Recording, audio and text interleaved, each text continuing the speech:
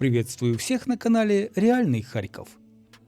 Кроме потрясающе красивых сада Шевченко и Центрального парка, которые за последние несколько лет были отреставрированы и приобрели действительно европейский вид, в Харькове есть и другие интересные парковые локации. Они притаились в спальных районах города. В этом видео немного расскажу вам о них. Парк «Зустріч» или «Встреча». Этот парк находится в самом сердце микрорайона Новые дома. Попасть сюда можно, пройдя бульвар Жасминовый. В парке много деревьев и других зеленых насаждений.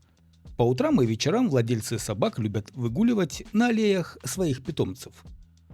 Есть и беседки с мангалами для тех, кто любит застолье на природе. Но настоящая изюминка парка – находящийся рядом конный клуб и тренировки лошадей, посмотреть на которые приходят жители микрорайона.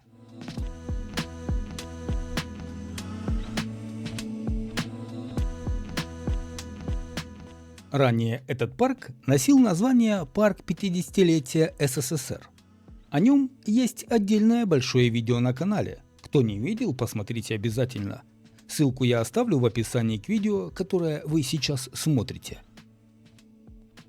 Когда-то в этом парке стоял самолет Ан-10, колесо обозрения, кафе «Петушок», памятный знак в честь основания парка. А сегодня здесь пустынно.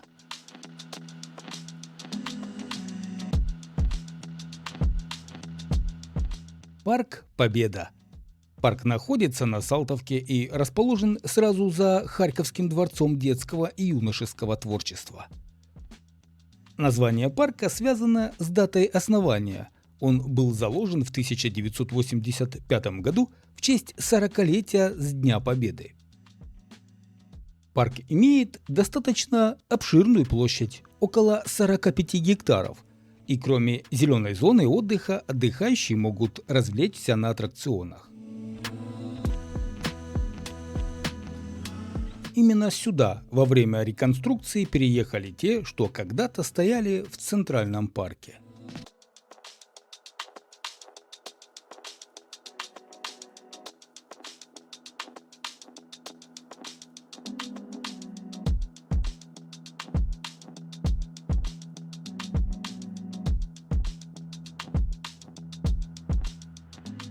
Парк машиностроителей. Ранее назывался в честь революционера Артема Сергеева. Один из самых крупных парков города, занимает площадь более чем в 100 гектаров. Был заложен в 1930-х годах после сноса Кирилло-Мефодиевского кладбища.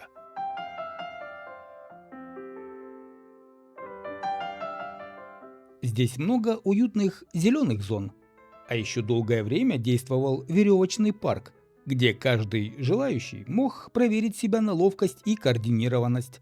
Кроме того, здесь располагался клуб, где в 1990-2000-х годах прошло много знаковых для Харькова мероприятий.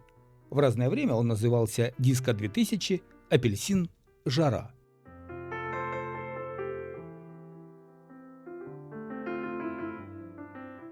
Парк имени Григория Квитки-Основьяненко.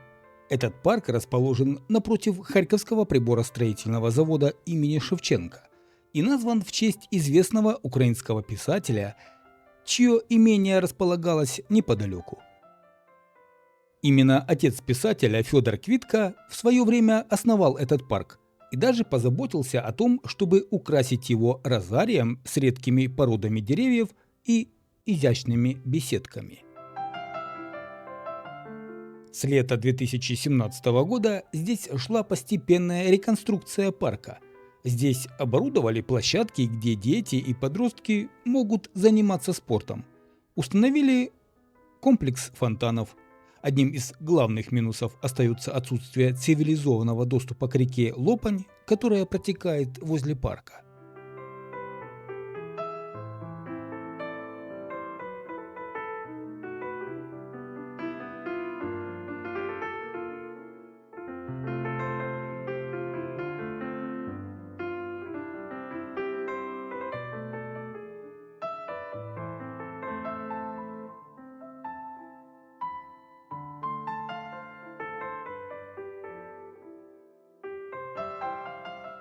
сквер тракторозаводской или сквер ДК ХТЗ.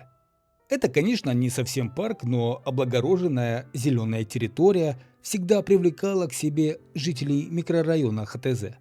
Здесь оборудовали фонтан и сохранили памятник первому трактору, который изготовили на местном заводе. Сквер ДК ХТЗ на первый взгляд неприметен, но это отличное место для прогулок и отдыха. Особенно приятно пройтись вымощенной тротуарной плиткой дорожками, любуясь соснами и елями. Сам сквер намного больше, чем кажется.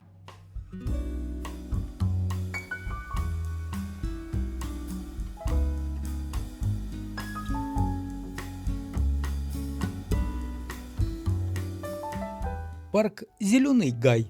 У всех жителей огромного города наступают моменты, когда они хотят уехать подальше от суеты этого самого города, чтобы не шумели машины и люди не ходили туда-сюда в попыхах. В Харькове есть такое место, как раз таки парк «Зеленый Гай». История у парка не слишком длинная и не сильно интересная на самом деле. Парк построили еще в 1958 году. Имя у него было тогда совершенно другое, а именно парк имени 40-летия ВЛКСМ, в духе того времени. На то время это был один из лучших парков во всем Союзе. Он был образцом ведения паркового хозяйства. В парке тогда было огромное количество аттракционов.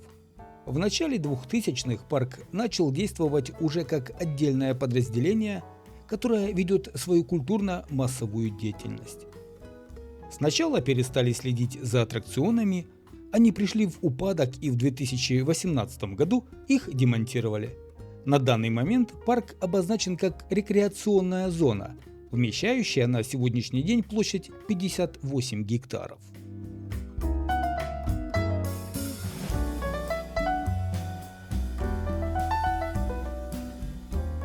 Сквер Холодногорский. Это место было разбито после Второй мировой войны на месте старого еврейского кладбища и реально было в несколько раз больше.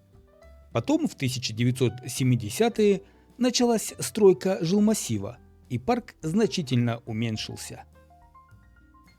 На данный момент от него осталась половина территории. В народе, особенно у старшего поколения, имеет название «Парк мертвых и живых».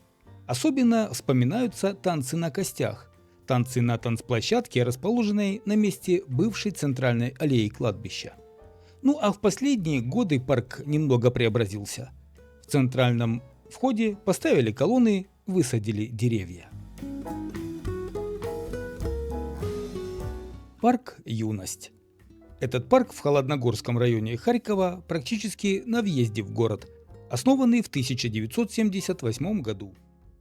Его история начинается с появления небольшого детского городка, куда входила двухъярусная крепость с висячим мостом и башнями, а также скульптуры из дерева. Тогда же за зданием крепости был установлен рельсовый паровоз. Также на территории парка находились всевозможные карусели, детская площадка, качели, колесо обозрения. Общая площадь парка «Юность» в те времена достигала 30 гектар. На сегодняшний день парк «Юность» практически не сохранил свой первозданный вид. В нем были проведены масштабные работы по его благоустройству. Территория парка сегодня небольшая, но на ней обустроены площадки для игр детей, горки, а также специальные спортивные и гимнастические площадки. На канале также есть отдельное видео про парк «Юность». Посмотреть его сможете, пройдя по ссылке в описании к видео, которое сейчас смотрите. Сквер Гулливер. Когда и почему сквер в районе ХТЗ стали называть сквером Гулливер, местные жители уже не помнят. Но не одно поколение в обиходе именуют это место отдыха именно так. И многие даже не знают, что официальное его название – сквер первого участка ХТЗ. Так его называли в 1930-е годы, когда строился новый микрорайон. Затем сквер решили переименовать, присвоив ему имя человека, который во время Второй мировой войны воевал и погиб в этих местах в боях за освобождение Харькова. В В сквере осталось 4 могилки погибших освободителей, в том числе Петру Кандаурову, именем которого и назвали этот сквер. Ну а почему же Гулливер? Насколько я понял из рассказов местных жителей, ранее в 1980-х годах в этом сквере стояла деревянная детская горка в виде Гулливера, откуда и пошло название. Этот сквер очень маленький, весь просматривается. Дорожки вымощены плиткой, освещение имеется, есть урны. Много деревьев, и это не может не радовать. Несмотря на неофициальный статус крупнейшего индустриального города Украины, Харьков – это не только про заводы и фабрики.